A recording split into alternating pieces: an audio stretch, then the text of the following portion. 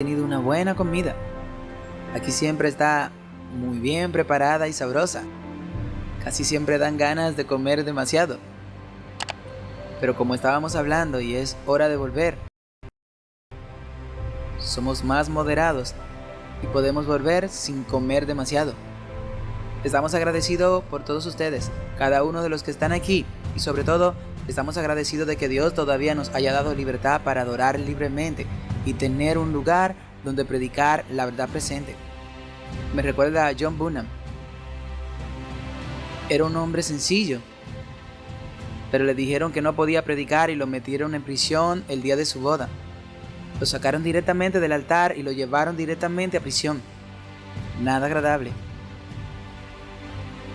Pero le decían que cada año, cada vez que lo llevaban ante el juez, si prometía no predicar más, lo soltarían.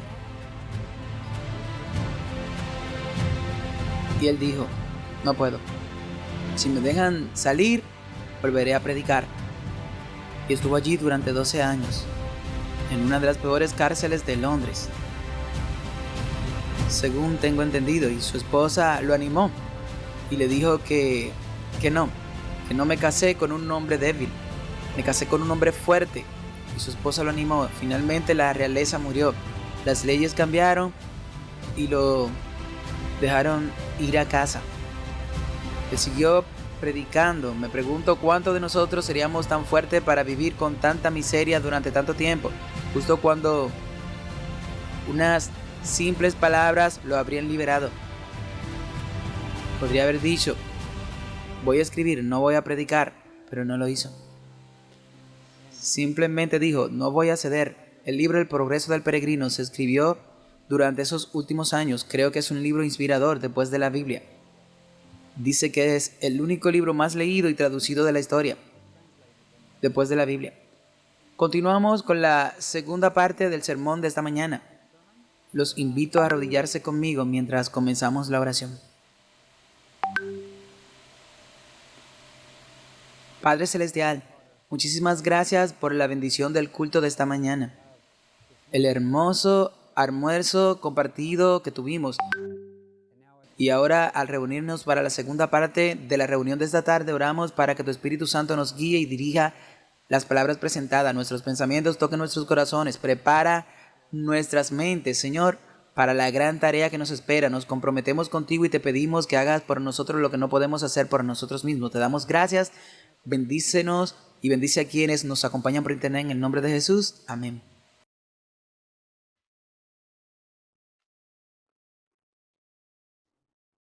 Acabamos de empezar a hablar sobre la denominación al final. La obra que Dios nos ha dado es una organización que definitivamente está inspirada por Dios y tiene un solo propósito: organizar y avanzar la obra con mayor rapidez. Nunca tuvo la intención de retrasar ni obstaculizar la obra de Dios. De hecho, hay una palabra en español que encaja muy bien, que significa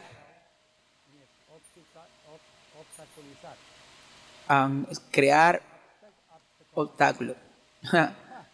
Nunca tuvo la intención de obstaculizar la obra de Dios.